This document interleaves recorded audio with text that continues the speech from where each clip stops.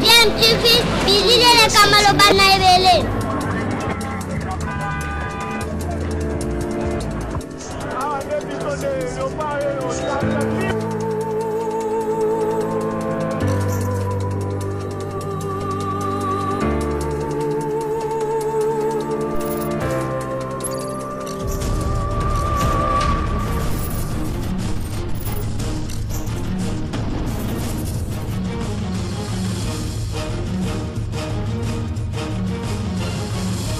DMTV toujours en avant.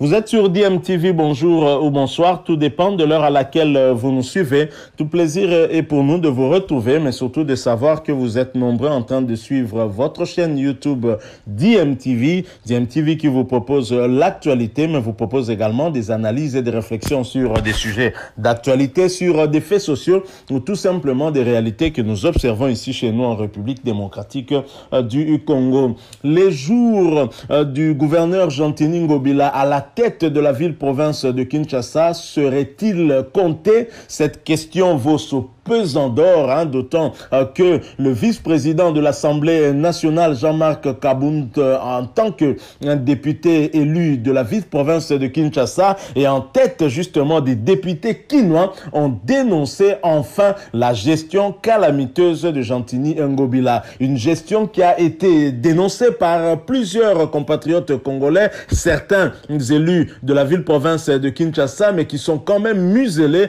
avec un bureau de l'Assemblée provinciale qui ne facilite pas l'interpellation de ce gouvernement provincial qui ne fait pas son travail comme il se devait. Voilà que maintenant, ce sont les députés nationaux qui ont été élus ici dans les différentes circonscriptions électorales de la ville-province de Kinshasa. Il y en a 4, il y a la Funa, Moamba, il y a également Tchangou et puis il y a aussi Lukunga, bien évidemment. Jean-Marc Kabound, président ad intérim de l'UDPS, lui a été élu du côté de Moamba, si ma mémoire ne me trahit pas. Alors, je vous propose d'écouter un extrait d'une petite minute où Jean-Marc Kabound explique justement les motivations de leur démarche qui, nous l'espérons, aboutiront à mettre hors d'état de nuire un mauvais gestionnaire, celui qui apparaît en tout cas comme un mauvais gestionnaire, parce que nous avons dénoncé à plusieurs reprises certaines situations ici dans la ville-province de Kinshasa. Et si ceux qui ont été élus par le peuple congolais, ceux qui ont reçu mandat de ce peuple aboutissent à ce même constat, je pense qu'on ne peut qu'être heureux. Et je vous propose d'abord de l'écouter. Ensuite, nous allons nous retrouver et bien sûr placer aussi un petit mot par rapport à ce que aura dit Jean-Marc Kabound, qui est entouré en tout cas des autres députés nationaux de Kinshasa. Et bien évidemment, nous allons donner et mettre notre point de vue. Si vous en avez aussi un qui n'est pas le même que le nôtre, pourquoi pas ne pas le partager avec nous en nous laissant tout simplement un commentaire. Ici, on ne joue pas la neutralité. Ici, nous parlons bien de Kinshasa. Kinshasa qui est la capitale de la République démocratique du Congo et qui, ma foi, doit donner une bonne image de ce pays. Et quand nous voyons que la gestion de cette ville-province de Kinshasa depuis plus d'une année, depuis plus ou moins 2 ans, 3 ans, n'est pas bien assurée, nous devons en tout cas de dénoncer et surtout si on est quinois en plus. Donc suivant Jean-Marc Kabound, nous allons nous retrouver tout de suite après pour la conclusion. Je vous rappelle que vous êtes sur DMTV. Si vous êtes nouveau ou ancien mais que vous ne vous êtes pas encore abonné, n'hésitez pas, abonnez-vous et n'oubliez pas d'activer la notification en cliquant tout simplement sur la petite cloche que vous verrez apparaître dès que vous serez abonné, parce qu'elle va vous permettre de ne plus rien manquer des prochaines vidéos que nous allons vous proposer. Suivant, nous nous retrouvons tout de suite après.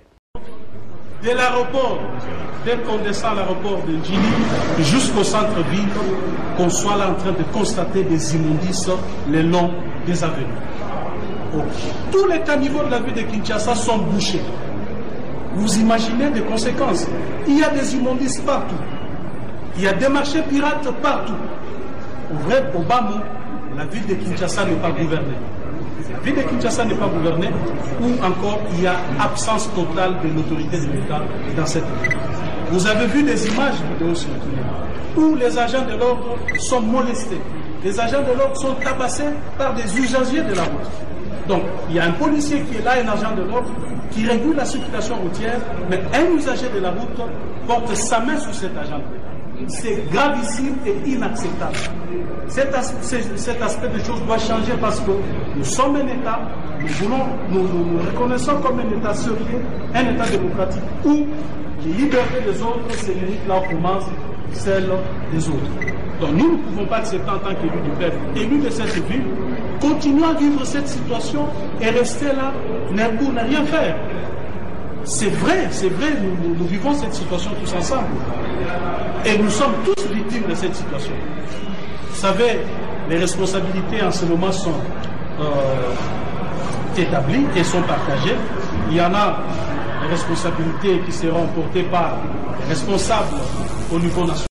C'est inacceptable que dans une ville comme la nôtre, dès qu'on descend de l'aéroport de Njili jusqu'au centre-ville, qu'on soit là en train de constater les immondices le long des avenues. Tous les caniveaux de la ville de Kinshasa sont bouchés. Tels sont les mots de Jean-Marc Kabound Akabound, premier vice-président de l'Assemblée nationale lors de la rencontre du caucus des députés nationaux de la ville-province de Kinshasa. C'était hier, mercredi 11 août 2021, au Palais du Peuple. Au cours de cette rencontre, plusieurs questions évoquant les problèmes de la ville de Kinshasa, notamment les embouteillages et l'insalubrité, ont été au rendez-vous. Selon le premier vice-président de l'Assemblée nationale, il est inacceptable vu que ce qui se passe à Kinshasa, d'où il estime que cet aspect des choses doit changer. Vous imaginez les conséquences.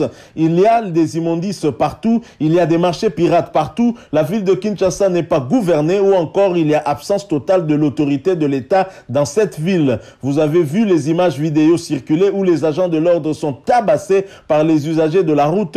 Il y a un policier qui est là, qui régule la circulation, mais un usager de la route porte sa main sur cet agent de l'État. C'est gravissime et inacceptable. Cet aspect de choses doit changer. Voilà ce qu'a entre autres déclaré en substance Jean-Marc Kabound, premier vice-président de l'Assemblée nationale, mais surtout député national élu de Moamba, élu ici à Kinshasa. C'est donc une occasion pour l'ancien secrétaire général du parti présidentiel d'inviter la population quinoise au changement de mentalité, au civisme, afin de changer les choses. Oui, parce que si on s'attaque aux gouvernants, notamment au gouverneur Gentini Ngobila Mbaka, puisque c'est de lui qu'il s'agit, c'est lui qui est à la tête de cette ville-province. Et si Jean-Marc Kabound déclare que la ville n'est pas gouvernée, où il y a absence de l'autorité de l'État, la première autorité que nous verrons, c'est bien Gentini Ngobila. Et que dire aussi de cette problématique de la reconstruction du grand marché? Jusqu'à ce jour, pas de travaux et les Congolais sont en train de savent plus en tout cas où poser leurs problèmes, tant que le chef de l'État lui-même avait donné l'impression de soutenir le gouverneur Gentini Ngobila. Est-ce par bonne intention? Est-ce que le gouverneur avait une bonne intention? Mais que se passe-t-il? Pourquoi au niveau du grand marché rien n'évolue? Et les dames et les messieurs qui qui bien évidemment vendaient du côté du grand marché, qui devaient être délocalisés en attendant la construction de ce nouveau grand marché vers d'autres marchés, n'ont pas en tout cas trouvé endroit où vendre. Et pour ceux qui avaient trouvé un endroit pour vendre, notamment sur le marché qui avait été érigé sur le rail, ces derniers ont vu également ce marché-là être à nouveau détruit. Comment expliquer qu'on va délocaliser des mamans et les placer en tout cas sur une voie ferrée? Tout ça en tout cas nous n'arrivons pas à comprendre. C'est comme si la ville n'avait pas de conseillers. Des choses se font de manière un peu désordonnée et ce n'est pas étonnant que le premier vice-président de l'Assemblée nationale et président ad intérim du parti présidentiel Jean-Marc Kabound aboutisse à cette conclusion selon laquelle la ville n'est pas gouvernée. Il suffit de quitter l'aéroport de Njili et de venir au centre-ville, puisqu'il n'y a qu'une seule route. Voir le spectacle que vous verrez vous donnera une idée sur la manière dont la ville est gérée. Je crois que ceci doit interpeller aussi le chef de l'État qui donne l'impression, je le dis, d'apporter son soutien à ce gouverneur qui est décrié non seulement par la population quinoise, mais aussi et surtout par la manière dont l'Assemblée provinciale est gérée. Il est accusé de tous les maux. Je crois que on doit quand même finalement donner à Kinshasa cette chance d'être gouverné par une personnalité qui a une vision et qui adhère très clairement à la vision du chef de l'État qui est celle du peuple d'abord. Et ce que nous voyons à Kinshasa, ça n'a rien à voir avec cette vision du peuple d'abord. Hein. Mais je suis quand même aussi d'accord. Autant nous apprenons peut-être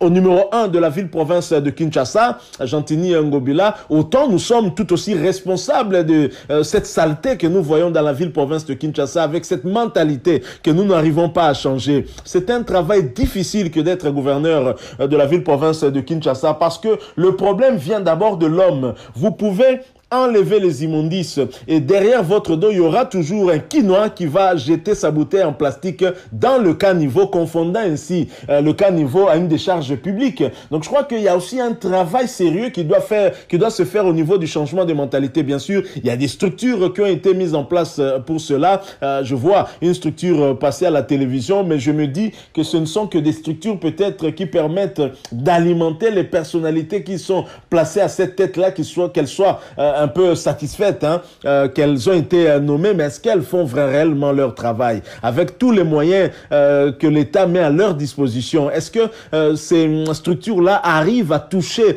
les Congolais? Je pense qu'il y a un travail de fond qui doit être fait, sinon le prochain gouverneur qui viendra, on peut même mettre lui-même Jean-Marc Aboun, il sera peut-être aussi dans la même difficulté pour gouverner. Alors, toujours dans la ville-province de Kinshasa, nous avons eu à plusieurs reprises sur votre chaîne épinglé la gestion que nous estimons calamiteuse du ministre des Transports de cette ville-province de Kinshasa, notamment avec cette taxe de parking. Chaque jour, il y a des agents de transport dans les rues de Kinshasa qui vont payer 500 francs à chaque véhicule. Et quid de la gestion de cet argent-là? Nous avions sollicité en son temps que l'IGF puisse enquêter là-dessus pour voir clair combien la ville fait de recettes par rapport à ces taxes-là et quelle gestion, comment on affecte en fait ces sommes que la ville récolte tous les jours. Et donc, comment expliquer qu'en même temps que le chauffeur du taxi paye au quotidien